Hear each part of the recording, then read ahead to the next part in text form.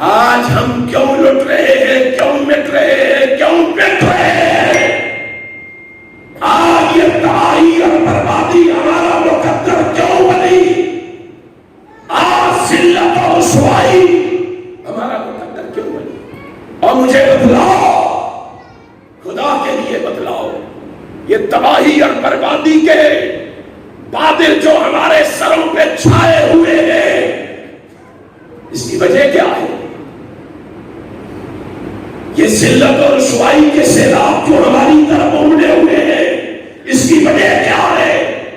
کہ ہم نے قرآن سے اپنا ناطہ توڑ لیا، قرآن سے اپنا رشتہ توڑ لیا۔ اگر آج یہ مومن اور مسلمان صحیح معنوں میں قرآن سے ناطہ اور رشتہ جوڑ لے، ناطہ اور رشتہ استوار کر لے، نبی کا فرمان آج بھی سچا ہے، ان اللہ یرفع بہذا الکتاب اقواما ویضع بہ آخرین۔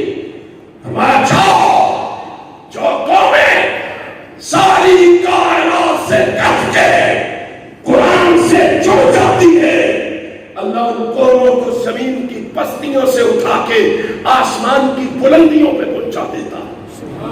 اور جو قومیں قرآن سے کٹ جاتی ہے، قرآن سے ناطہ اور رشتہ توڑ لیتی ہے، اللہ ان قوموں کو آسمان کی بلندیوں سے اٹھا کے زمین کی عمیق گہرائیوں میں دفن کر دیتا ہے۔ مومنوں، سوچو اور فکر کرو کہ آج ہم کہاں کھڑے ہیں، کیا ہو رہا ہے؟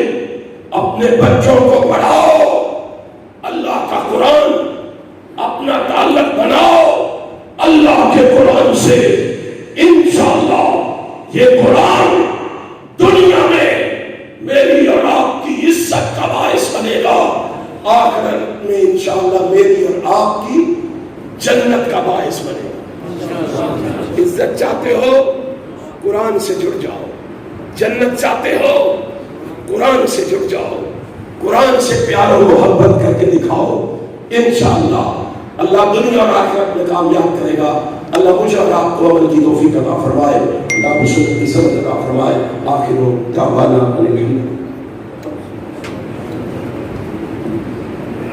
جزاک اللہ، بارک اللہ۔